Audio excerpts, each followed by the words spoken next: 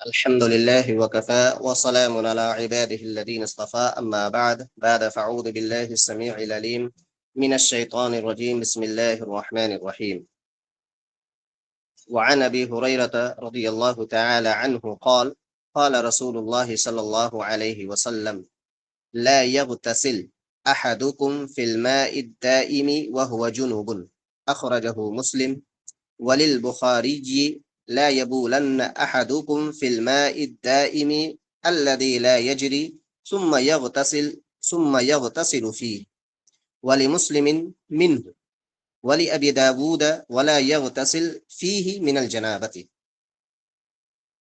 بلوغ المرام کے حدیث باب المیہ کے تحت حدیث نمبر 5 ابو ہریرہ رضی اللہ تعالی عنہ سے روایت ہے. وہ کہتے ہیں اللہ کے رسول صلی اللہ علیہ وسلم کا فرمان: لا يغتسل احدكم في الماء الدائم وهو جنوب، کہ تم میں کا کوئی بھی شخص ٹھہرے ہوئے پانی میں غسل نہ کرے.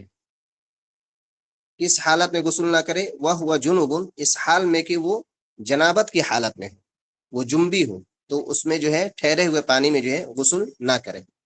اس روایت کو امام مسلم رحمہ اللہ نے ذکر فرمایا. بخاری کی روایت کے اندر ہے کہ لا یبولن احدکم فی الماء الدائم الذی لا یجری، کہ تم میں کا کوئی بھی شخص ٹھہرا ہوا پانی جو جاری نہ ہو، یعنی جس طریقے سے نہر کا پانی جاری ہے، دریا کا پانی جاری ہے، تو اگر کہیں پانی نہیں ہے، کہیں صرف ٹھہرا ہوا ہے، کوئی چھوٹا موٹا تالاب ہے یا چھوٹا سا کچھ گڈھا ہے، وہاں پانی ہے، تو اس میں جو ہے کوئی بھی شخص جو ہے استنجا نہ کرے. ثم یغتسل فیہ، اور پھر اسی میں جو ہے وہ جو ہے غسل کرے، یعنی استنجا بھی اسی میں کر رہا ہے اور غسل بھی اسی میں کر رہا ہے، یا ہو سکتا ہے کوئی دوسرا کوئی آ کر اس میں غسل کرے. ولی مسلم، اور مسلم کی روایت کے اندر ہے منہ، یعنی سب جگہ تقریباً روایتوں کے اندر فی ہی ہے، مسلم کی روایت کے اندر جو ہے منہ ہے، یعنی اس گڑھے کے پانی کو نکال کر جو ہے انسان اس سے وضو کرے یا غسل کرے، اس سے جو ہے منع کیا ہے، مسلم کی روایت کے اندر. ابو داؤد کی روایت کے اندر ہے کہ ولا یغتسل فیہ من الجنابۃ، کہ کوئی بھی شخص جو ہے ٹھہرے ہوئے پانی میں جب وہ جنبی ہو تو وہ غسل جو ہے نہ کرے. سب سے پہلے حدیث کے الفاظ کو جو ہے دیکھیں کہ فی الماء الدائم، ماء کا مطلب پانی ہے، دائم کا مطلب ٹھہرا ہوا، ساکن، یعنی جس کے اندر بہاؤ نہیں ہے، یعنی سمندر کے پانی میں بہاؤ ہے، دریا کے نہر کے پانی میں بہاؤ ہے، تو ایسا پانی نہ ہو بلکہ ایک جگہ جو ہے ٹھہرا ہوا ہے، تو اس میں انسان جو ہے غسل نہ کرے اس حال میں کہ وہ جنبی ہو، جنابت کی حالت میں. اب جنابت کسے کہتے ہیں؟ جنابت جو ہے جمع کی وجہ سے یا احتلام کی وجہ سے جو ہے جو انزال ہوتا ہے، جو منی جو نکلتا ہے، جو اسپرم نکلتا ہے، اس کو کہتے ہیں منی. تو اگر وہ جو ہے اگر نکلتا ہے تو انسان جو ہے جنبی ہوتا ہے. یعنی اگر ایک انسان شادی شدہ ہے، اپنی بیوی سے جمع کرتا ہے، ہم بستر ہوتا ہے، تب وہ انسان کو غسل کی حاجت ہے، تو وہ انسان جو ہے ٹھہرے ہوئے پانی میں جو ہے غسل نہ کرے. یا اسی طریقے سے اگر کوئی نوجوان ہے، لڑکا ہو یا لڑکی ہو، ظاہر سی بات ہے کہ احتلام ہوتا ہے یعنی نائٹ فال، تو اگر وہ چیز اگر ہوتی ہے تو وہ ایسا لڑکا یا لڑکی جو ہے ٹھہرے ہوئے پانی میں جو ہے غسل نہ کرے. تو یہ ہے جنابت کا مطلب. تو جنبن یا جنوبی اسی کو کہتے ہیں. تو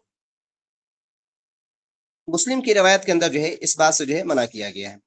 اور اسی طریقے سے بخاری کی روایت کے اندر یہ ہے کہ انسان جو ہے اس ٹھہرے ہوئے پانی میں جو ہے استنجا نہ کرے، اور پھر اس میں غسل سے بھی جو ہے منع کیا گیا ہے.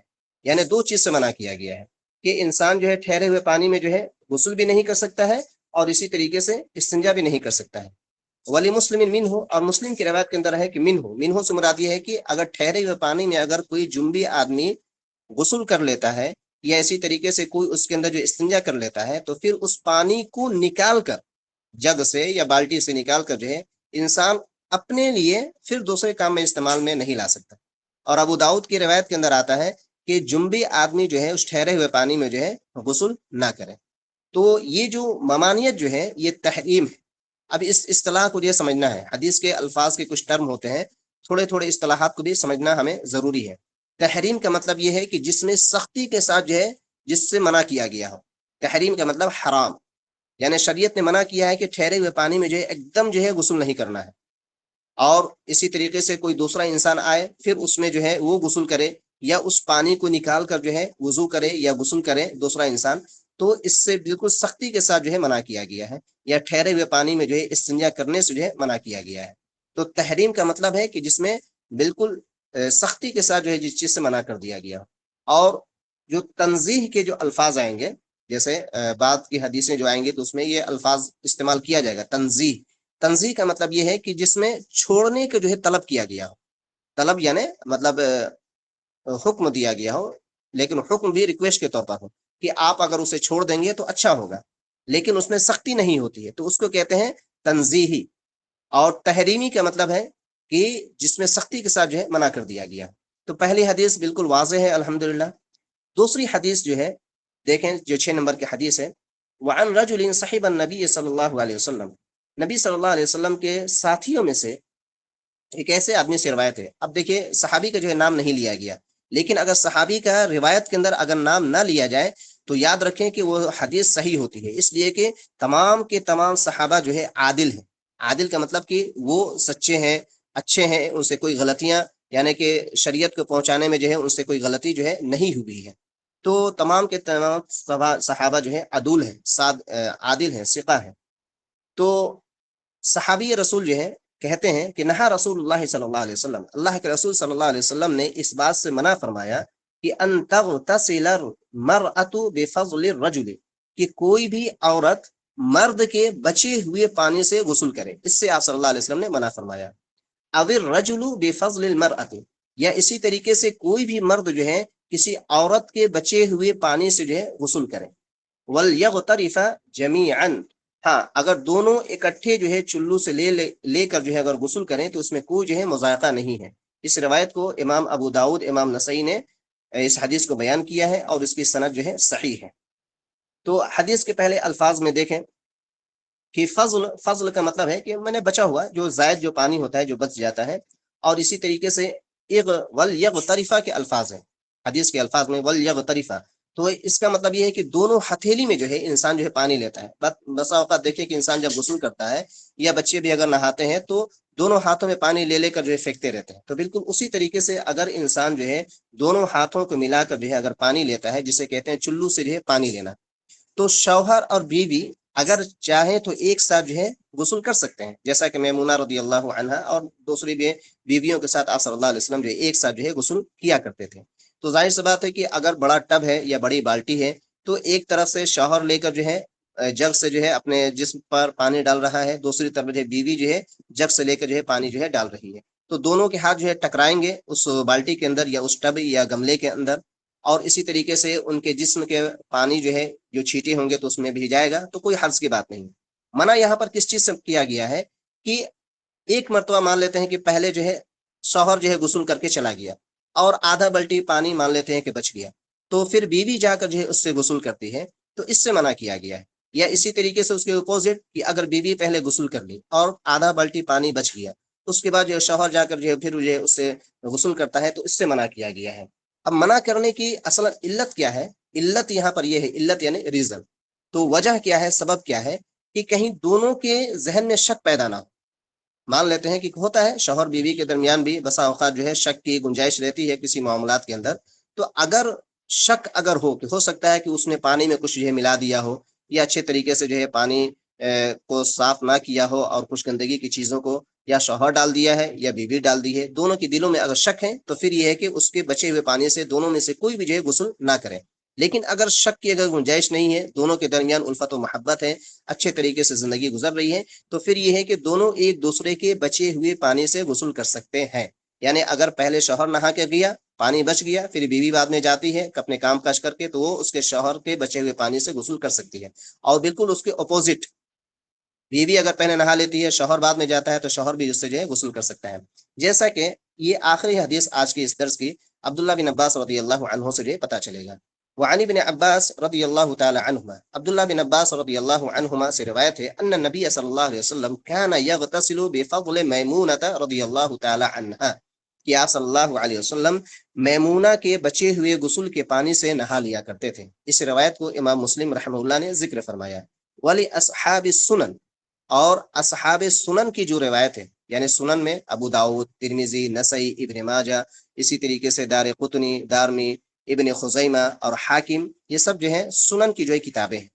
تو سنن کی روایتوں کے اندر آتا ہے کہ اغتسل بعض ازواج النبی صلی اللہ علیہ وسلم فی جفنۃ، کہ آپ صلی اللہ علیہ وسلم کی ازواج مطہرات میں سے جو ہے بعض جو ہے ایک ٹب نما برتن میں جو ہے غسل کیا۔ فجاء النبی صلی اللہ علیہ وسلم، جفنا یعنی ٹب، جفنا، فجاء النبی صلی اللہ علیہ وسلم، نبی صلی اللہ علیہ وسلم آئے، لیغتسل منها، تاکہ اس ٹب سے جو ہے پانی جو بچا ہوا تھا اس سے جو ہے غسل کر لیں۔ فقالت له، تو آپ صلی اللہ علیہ وسلم کی بیوی نے کہا، انی کنت جنبا، کہ اللہ کے نبی صلی اللہ علیہ وسلم میں ناپاک تھی، میں جنبی تھی، اس لیے میں نے اس پانی سے جو ہے غسل کیا ہے، تو آپ اس سے غسل نہ کریں۔ ان کا کہنے کا مقصد یہ تھا۔ فقال، آپ صلی اللہ علیہ وسلم نے فرمایا کہ ان الماء لا يجنب، کہ آپ نے فرمایا کہ پانی جو ہے ناپاک نہیں ہوتا ہے۔ اس روایت کو امام ترمذی رحمہ اللہ نے اور ابن خزیمہ رحمہم اللہ نے اس حدیث کو جو ہے صحیح قرار دیا ہے۔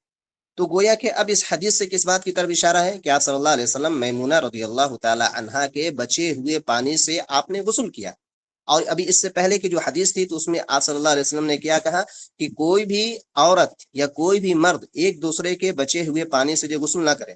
تو یہاں پر مرد عورت سے مراد جو ہے شوہر اور بیوی ہے، ایسا نہیں کہ کوئی اجنبی انسان۔